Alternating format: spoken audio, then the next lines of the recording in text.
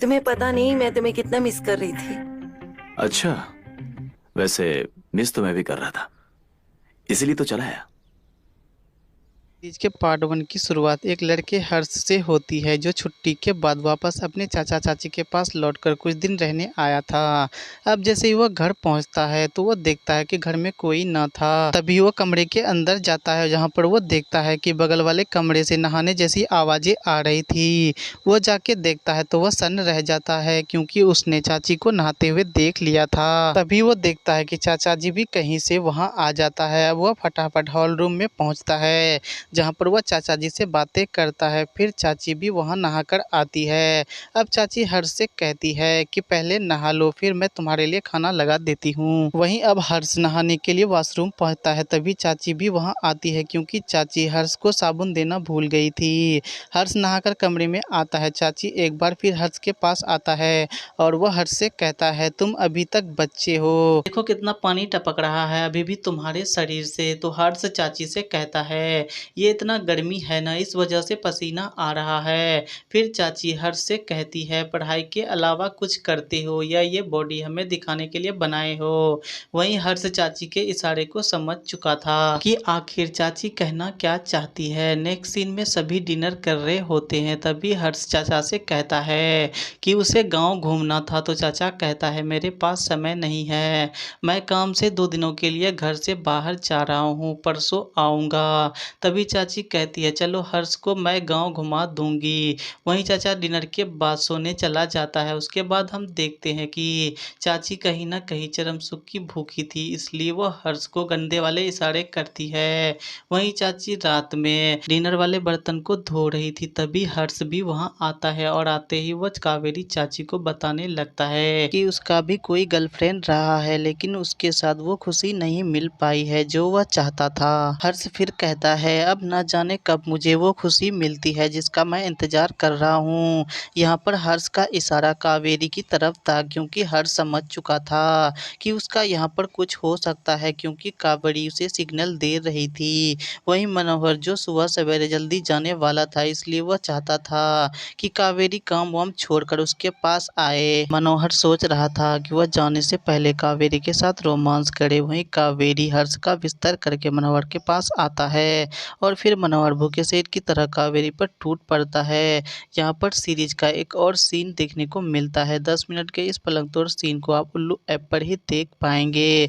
वही हर्ष से भी रहा नहीं जाता है तो वह दोनों का सीन छिपकर देखने लगता है। अब हर्ष समझ चुका था कि उसके पास एक मौका है जिससे वो कावेरी चाची के साथ रोमांस कर पाएगा।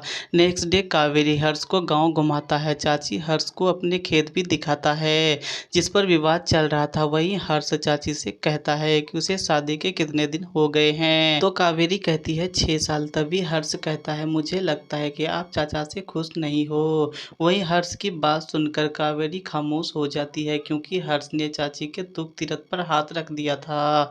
अब हर्ष चाची को खुश करने के लिए उसके हाथ पर किस करने वाला था, तभी कावेरी वहां से चली जाती है। अब रात में कावेरी हर्ष के पास आती है जहां पर हर्ष कावेरी को देखकर खुश हो जाता है। कावेरी यहाँ पर हर्ष के साथ रोमांस करने आई थी। वहीं हर्ष पहले से योजना बना रहा था कि वह कब कावेरी के साथ रोमांस कर सकेगा। अब क्या था, दोनों शुरू हो जाते हैं और सीरीज का सबसे कड़क सीन यहाँ पर आपको देखने को मिलता है। 15 मिनट के इस सीन के अंदर प्राजक्ता कहर ढाती नजर आती है। इस सीन को भी आप उल्लू ऐप पर ही देख पाएंगे। यहाँ पर कि हर्ष सपना देख रहा था जहाँ पर वह आंटी के साथ पलंग तोड़ करता है। अब हर्ष सोचता है क्यों ना वह सच में कावेरी आंटी के साथ पलंग तोड़ करे। नेक्स्ट सीन में ये सोचकर वह आंटी के पास पहुंचता है तो वह देखता है कि आंटी किचन में मदहोश होकर हाथ गाड़ी चला रही थी। अब हर्ष चुपचाप से दरवाजे के पीछे से सब कुछ देख रहा था। कुछ देर बाद हर्ष के पैर से एक लोटा टकरा जाता है जिससे आंटी हर्ष को देख लेता है। वहीं अब हर्ष फंस चुका था, इसलिए वह पानी पीने का बहाना बना देता है कि वह यहाँ पर पानी लेने आया था। अब आंटी भी कहाँ कम थी। वह हर्ष से कहती है कि उसके पास बहुत पानी है, जितना चाहे पी सकते हो। और फिर आंटी वहां से चली जाती है। नेक्स्ट सीन में चाचा हर्ष से कागजात पर साइन लेता है और हर्ष से कहता है कि तुम्हें भी मेरे साथ चलना होगा, लेकिन हर्ष जाना नहीं चाहता था क्योंकि उसके दिमाग में सिर्फ कावेरी आंटी चल रहा था। तो इस पर चाचा हर्ष से कहता है तुम सरपंच के पास जाने के लिए तैयार हो जाओ।